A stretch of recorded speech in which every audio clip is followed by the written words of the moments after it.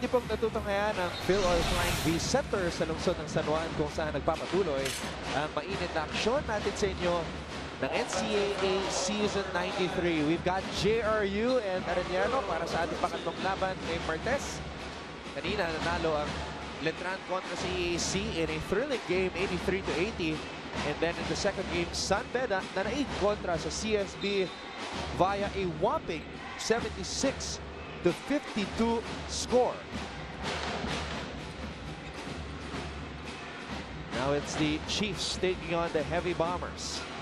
Glad to have you with us on SNA. Anton Rojas together with Ren Ritualo. And we've also got Siege Tantenko at courtside. Good basket there para kay Cranial Viloria, who has been focused on defending the guards nitong Heavy Bombers. Oo, pero iba yung naka-assign dito kay Tate Teodoro.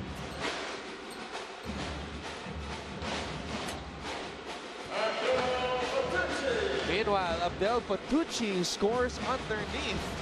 Ganda ng pick and roll play na yun between Patucci and Tate Teodoro. They're realizing mainit na si Teodoro. So, medyo naka-focus sa kayong defense. That's why when he made that pass, wide open si Patucci.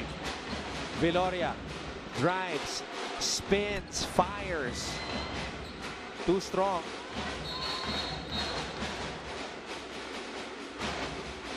Hindi na i-shoot ni Viloria yung jumper niya. Pero before that shot, pasok yung tira na yun. Alright, let's go back now to Siege Tantenko. Siege? Yes, Anton, nagbunga na nga ang tiwalang ibinigay ni Coach Virgel Meneses kay Gio Lasqueti na kanya namang ibinabalik not just as a player but as a playing assistant coach. Ito na si Gio nakapag-kolekta na ng iba't ibang coaching books at ang kanyang paborito daw, ang 11 Rings ni Phil Jackson. Sabi ni Gio, nakakatulong ang mga ganitong libro kasi nga raw as a young coach, it helps him when he gives advice to his mga teammates na ka-aging na rin naman. Ang kanyang nagustuhan sa librong ito, ang mga kwento kung paano tinuruan ni Jackson ang kanyang mga star players to be more selfless at paano magtiwala sa kanyang mga teammates. Yun din daw ang ginagamit niya bilang advice kay Tate Teodoro. Bilang isang assistant coach. At Siege, balita ako, ito ay espesyal na araw para kay Gio Lasqueti sapagkat ito daw ang first birthday ng kanyang asawa na si Kimi since they got married noong Marso. Tama ba? Tama, tama. March 4 sila nang kinasal. Ito ang birthday ni Kimi at galing kay Kimi ang mga coaching books ni Gio. So, happy birthday, Kimi. And congratulations as well. Thank you very much, Siege, for that update. Bihira talaga na makakita tayo ng assistant coach.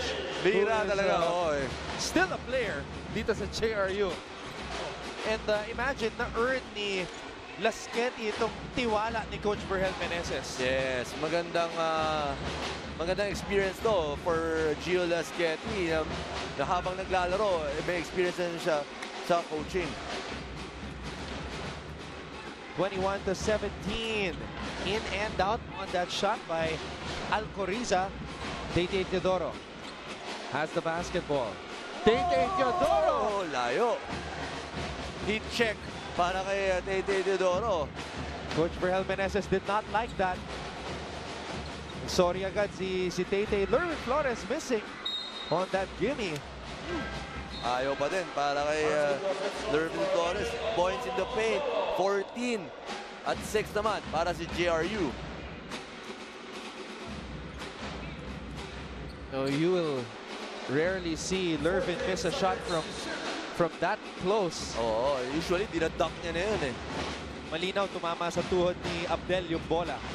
Nichols is in for the first time. Let's see if he will get hot. Salado has to get hot para sa Arellano. Salado still has not scored in this game, Renren. Oh, natapos na yung first quarter. We're up 6:49 seconds here in the second. Wala pang puntos. Itong si Ken Salado.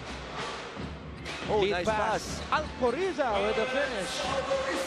Nice pass by Nichols to Alcoriza, finishing that layup. Always look ahead if you're bringing down that basketball. Malamang kasi may libre kang kakampi. Baseline jumper does not fall for David. But the ball will stay with JRU. Let's take a look at this Vivo, perfect shot, perfect selfie, nice pass.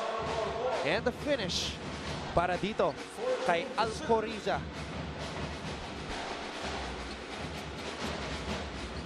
Teodoro, defended by Renz Alcoriza. Teodoro stepping on the baseline.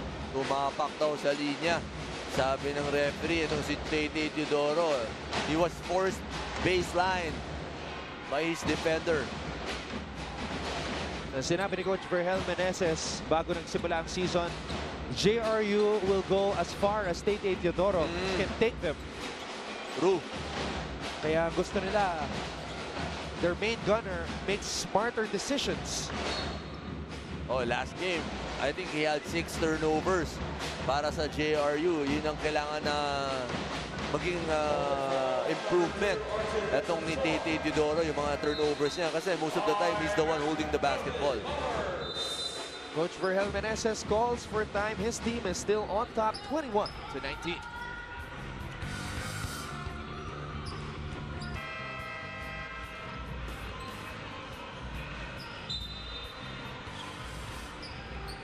You're looking at the player coach, assistant coach, Gio Laschetti.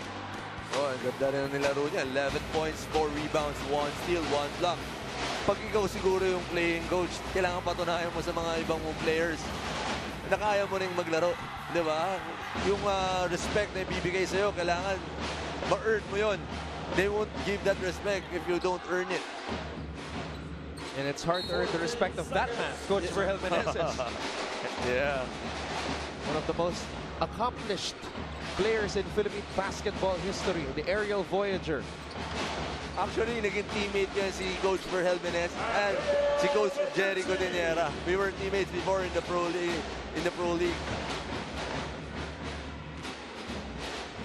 So how would you compare Coach Verhel and Coach Jerry as players in terms of how they are as teammates?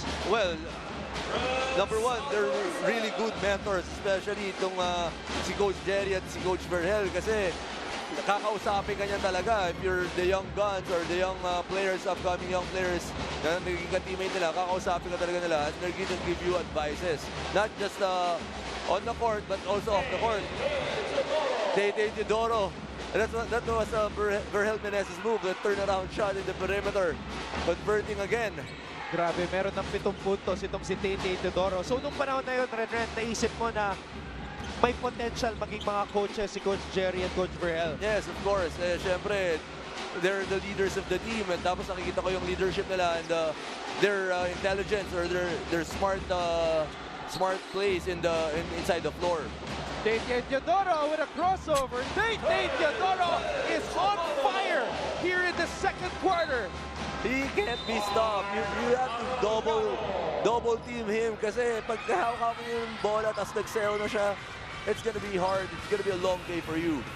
Biggest lead of the game for the Heavy Bombers. Tay-Tay Teodoro. Pinasayaw itong si Renz Alcoriza. Somebody stop that man.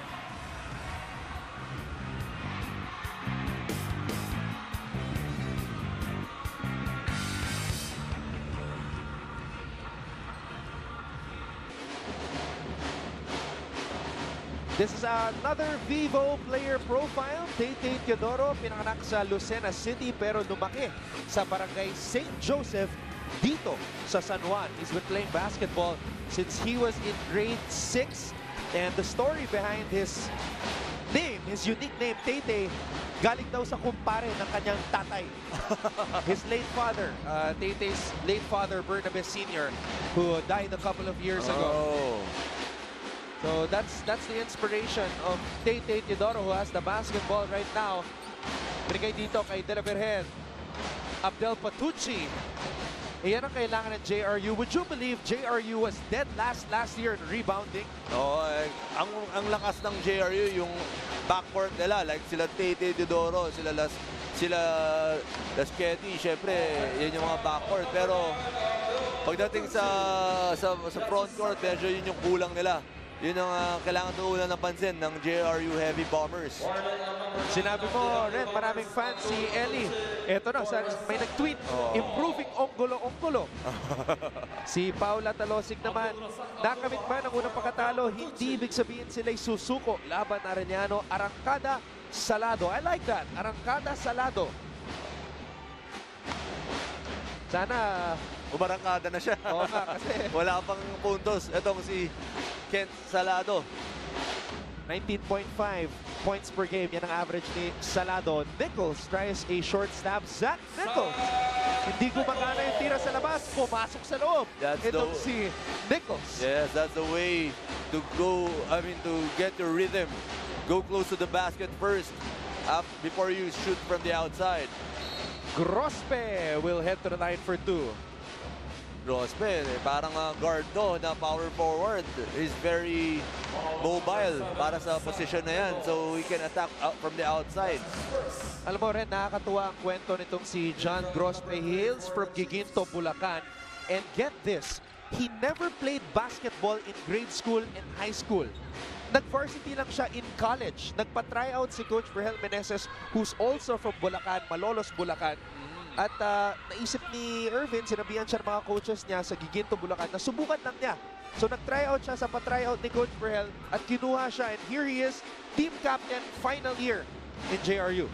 Sinusuklian naman niya yung tiwala ni Coach Verhel Meneses. That time, knocking 2 free throws. Itong si Grospe. Salado, eto na ba ang kanyang unang puntos? Wala pa rin. Abdul Razak, Abdul Wahab with the rebound. Boom! Layo. Wow! De La Vergen for that three-pointer. That's the third three-pointer of the game para kay MJ De La Vergen. Nichols, binigay dito kay Salado. Salado has been a marked man here in this game. Mecca gets the ball back. Mecca on the drive. Good finish by Mecca. Avoiding Abdul Wahab to go for that layup. Zone defense by Arellano against the Heavy Bombers. Ang dami na kasing three-pointer nito. Siguro they're gonna mark those three-point shooters. They should extend out against them. Oh, good block by Nichols against Tate Teodoro. That should be good for the confidence nitong si Zach Nichols. Yes. And a steal here by MJ De La Vergen. De La Vergen stops, pops, does not drop. Salado with a board. Salado umarangkada. Salado umatake. Pinasa dito kay Cañete. That's a foul on Abdul Razak Abdul Wahab. Good drop pass ni Kent Salado to his teammate Cañete, who took that ball strong against Abdul Wahab. Now, marirewardan siya ng 2 free throws. Ayun yung supalpal. Nichols against Tate Teodoro. When you're struggling on offense, sometimes you will get your confidence playing defense. So, tignan natin kung magbabago itong si Zach Nichols kung babalik ang kanyang outside touch. Actually, maganda ang confidence booster yan. If you can't contribute from the outside or contribute points in your team, for your team, yun ang gagawin mo, play defense. Cañete, Kapos. Onggulo trying to get the rebound. Eddie is earning his minutes here today. Mukhang malaki yung tiwala na ni Coach Jerry dito kay Onggulo. De La Vergen. Cañete on him, Lasqueti, pinasa sa loob, John Grospe. Abdul Razak Abdul Wahab could not put it in. Panibagong pagkakataon para sa JRU. De La Vergen! Ang layo nun. Inulit niya, hindi chamba yung tira niya kanina. Inulit niya ulit, ganun kalayo ang three-pointer niya. And a steal by De La Vergen. Lasqueti looks up at the clock. Balik ang bola kay De La Vergen. MJ De La Vergen. Trying to go for a showtime move. Abdul Razak Abdul Wahab could not tip it in. Ito na si Salado. Salado, hesitation move. Kent Salado will head to the line for 2. If he's not getting his shots, I mean his points from the field, pupunta siya sa linya. Itong si Ken Salado, tingnan mo naman kung gaano kalayo yung 3 points na yan. Sino kaya ang ginagaya nitong sila Tay-Tay at De La Virgen? Si LaMelo Ball o si Steph Curry? Malamang Steph Curry yan. That's a Steph Curry range. Si LaMelo kasi half court. Oo. De La Virgen. Ilang 3-pointers? 4. Apat na. 4 na. Itong si De La Virgen sa 3-point area. So yun ang unang dalawang puntos ni Ken Salado. Still no field goals, Renren. Okay, struggling in this ball game. 0 out of 2 sa field. At ito yung masakit. He has 5 turnovers. This is the challenge that Salado has to deal with sa kabuuan ng season 93. Okay, kasi nakafocus na sa kanya lahat yung depensa. At itong kay Ken Salado, hindi na siya sidekick ngayon. He's the main man. And he's got the basketball. Salado, binigay dito kay Mecca. Mecca, supalpal ni Abdul Razak Abdul Wahab. He's waiting for teammates. Binigay dito kay De La Virgen. 6 na segundo natitira dito sa first half. John Grossman, nabitawan ng bola. At maubusan ng oras ang Arellano University. What a wild finish! Oh, 35-28, JRU finishing strong dito sa quarter na to. And let's take a look at the highlights. Cranian Vinoria stopping on a dime. Abdel Patucci, nice fake, nice drive. Basket is good for Abdel. At eto naman, Salado hindi man makakuha ng field goals. He's setting up his teammates. Renz Alcoriza getting involved. And the long-range bomb. A heavy one from MJ De La Virgen. One more time. Those were 2 out of the 4 threes na naipasok ni MJ De La Virgen para sa JRU. Heavy Mammers lead the Chiefs 35-28 at the half. Ito po ang season 93 ng NCAA dito lang sa SND.